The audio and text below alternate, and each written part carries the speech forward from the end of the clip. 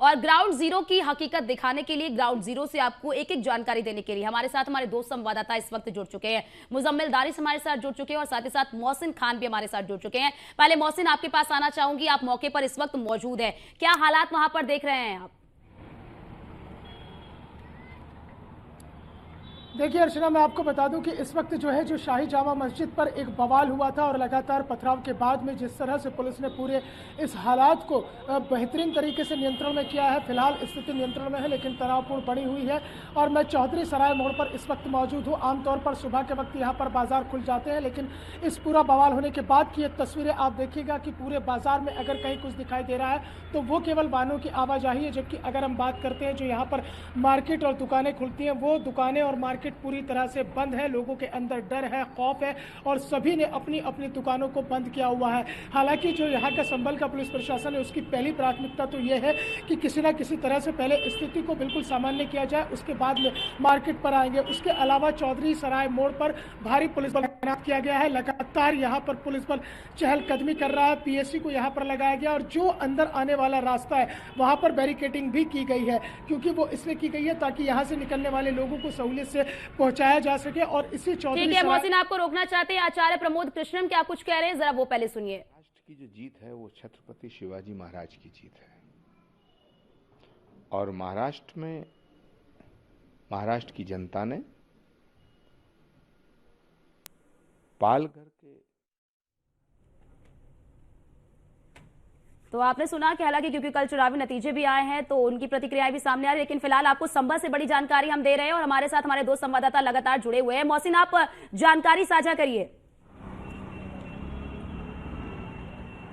हाँ तो अर्चना, मैं जिक्र कर रहा था कि शाही जामा मस्जिद पर जो है स्थिति को फिलहाल नियंत्रण में कर लिया गया है, लेकिन तनावपूर्ण बनी हुई है। भारी पुलिस बल को तैनात किया गया है और लगातार जो पत्थरबाज है उन्हें चिन्हित करने का काम किया जा रहा है। अभी तक की जानकारी के अनुसार काफ़ी संख्या में जो है बवालियों को गिरफ्तार किया गया और उनके खिलाफ सख्त कार्रवाई की जा रही है, क्योंकि एसपी संभल ने साफ तौर पर यह कहा है कि बवाल करने वालों को और शहर की फिजा खराब करने वालों को किसी भी कीमत पर बख्शा नहीं जाएगा और ऐसी कार्रवाई की जाएगी जो जिंदगी भर याद रहेगी। इसके अलावा जो है सीसीटीवी कैमरों से तमाम जो है वो इनपुट्स निकाले जा रहे हैं, क्योंकि देखिए अर्चना, यहाँ एक सबसे बड़ा सवाल आकर यह खड़ा होता है कि जब सुबह के वक्त में सर्वे टीम यहाँ पर सर्वे करने के लिए पहुंची थी तो उसके तकरीबन आधा से 1 घंटे के बीच में अचानक से 1 से 2 हज़ार की भीड़ कैसे इकट्ठा हो गई। 2 से 3 हज़ार के लोग यहाँ पर कैसे इकट्ठा हो गए और वो भीड़ जो है बेकाबू होकर लगातार सर्वे टीम का विरोध करती रही। घरों की छतों के ऊपर पत्थर थे और पत्थर भी कुछ छोटे मोटे नहीं थे बल्कि बड़े बड़े पत्थर थे। तो सवाल यही खड़ा होता है कि क्या जो 19 नवंबर को सबसे पहला सर्वे हुआ था, जब कोर्ट ने आदेश दिया था, सिविल जज सीनियर डिवीजन ने जब यह आदेश दिया था सर्वे कराने का, और शाम में तकरीबन 6 बजे के करीब जो टीम जो है शाही जामा मस्जिद पर पहुंची थी और 7:45 बजे के करीब तक टीम अंदर रही थी। और यहाँ पर जो शाही जामा मस्जिद कमेटी के अध्यक्ष जफर अली एडवोकेट, उन्होंने साफ तौर पर कहा था कि हमें नोटिस तामील कराया गया है, हम सर्वे में सहयोग करेंगे। जब शाही जामा मस्जिद कमेटी के अध्यक्ष को, उनकी कार्यकारिणी कमेटी को कोई ऐतराज नहीं था तो फिर ये भीड़ कौन सी थी, ये भीड़ कहाँ से आई? और इस भीड़ ने यानी कि कहीं ना कहीं इनके पीछे कोई मास्टरमाइंड जरूर है और मास्टरमाइंड भी एक नहीं। मोहसिन, एक बड़ी बात यहाँ पर जरा ये बताइए, मोहसिन एक बड़ी बात यहाँ पर ये बताइए, क्योंकि जब हमारे साथ संभल के विधायक जुड़े तो उन्होंने ये कहा कि दूसरे सर्वे का कोई नोटिस नहीं दिया गया, जो दूसरा सर्वे हुआ है बिना नोटिस के हुआ है। जब आप वहां पर पहुंचे हुए हैं तो वहां पर आपने जब बातचीत की तो क्या तस्वीर यही सामने आई है? देखिए, मुझे ऐसा लगता है कि संभल विधायक का ज्ञान थोड़ा कम है। जब सर्वे कराया जाता है और कोर्ट से जब कोई भी नोटिस होता है, वो कोर्ट का नोटिस एक बार तामील होता है और वो जो नोटिस था वो तामील करा दिया गया था, क्योंकि जिस वक्त कोर्ट ने आदेश दिया था और उसी आदेश को लेकर और उसी नोटिस को लेकर जो सर्वे टीम थी वो शाही जामा मस्जिद पहुंची थी, क्योंकि सिविल जज सीनियर डिवीजन ने यह साफ तौर पर आदेश दिया था कि 1 सप्ताह के भीतर आपको रिपोर्ट सौंपनी है। तो वो सर्वे की जो एक नोटिस है, वो एक बार नोटिस जारी हो गया तो वो तामील हो गया था। तो अब वो सर्वे तो टीम करेगी ना। पहला सर्वे हुआ जिसमें वीडियोग्राफी कराई गई, फोटोग्राफी हुई, उसके अलावा कई और जो प्रमाण उसमें दिए गए थे, जो और उसमें दावे किए गए हैं कि कल्कि जी महाराज का अवतार यहाँ होना है। और एक बात यहाँ और बता दूं कि एएसआई की एक रिपोर्ट है, 1889 की एक रिपोर्ट है, जिसमें जिक्र किया गया था और एएसआई की रिपोर्ट में आया था कि जो मस्जिद का बाहरी हिस्सा है वहाँ पर कुछ सनातन परंपरा के जो चिन्ह थे, जो सनातन परंपरा के निशान थे, उन्हें दीवार करके ढक दिया गया है। तो सवाल ये भी खड़ा होता है कि क्या आलीशान इन इमारतों और गुंबदों के पीछे कोई सनातन धर्म की कोई परंपरा द्वारा कोई चिन्ह कोई ऐसा निशान तो नहीं छुपा हुआ है। और देखिए, हमें अभी एसटी हसन को भी सुन रहा था, उन्होंने कहा कि ये अदालत है, हमें अदालत पर भरोसा है। भाई, जब आपको अदालत पर भरोसा है, जब आप अदालत की मानते हैं, जब आप कह रहे हैं हाई कोर्ट और सुप्रीम कोर्ट पर आपको भरोसा है, तो फिर आपने उस अदालत के आदेश को लेकर इतना बवाल जो हुआ है उस पर कोई ढंग से प्रतिक्रिया क्यों नहीं दी? आप इस अराजकता ठीक है मोहसिन, आपको रोकना चाहते हैं आचार्य प्रमोद कृष्णम क्या कुछ कह रहे हैं, जरा वो अपने दर्शकों को सुनवा देते हैं। कि संभल कल्कि भगवान की अवतरण स्थली है। 24 कोस की परिधि में भगवान अवतार लेंगे, ये पुराणों में लिखा है। संभल बहुत शांति प्रिय और बहुत ही मोहब्बत का स्थान है, लेकिन समाजवादी पार्टी के कुछ नेता संभल को दंगों की आग में झोंकना चाहते हैं। मैं उत्तर प्रदेश के डीजीपी और उत्तर प्रदेश के मुख्यमंत्री जी से मांग करता हूं कि संभल को जो लोग दंगों की आग में झोंकना चाहते हैं उनके खिलाफ सख्त से सख्त कार्रवाई हो। और ये देश एक इतना बड़ा विराट लोकतंत्र है, बहुत विराट लोकतंत्र है, इसमें एक न्यायपालिका है।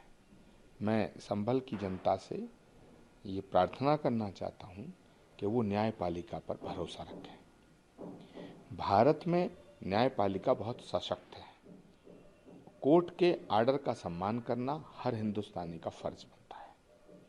कोर्ट जो आदेश देगा उसके अकॉर्डिंगली आगे सबको उसकी बात को मानना पड़ेगा, कोर्ट के फैसले को मानना पड़ेगा। लेकिन कुछ लोग हैं जो अपने आप को कोर्ट से ऊपर समझते हैं। उन सब लोगों को समझ लेना चाहिए कि उत्तर प्रदेश में मुख्यमंत्री योगी आदित्यनाथ हैं।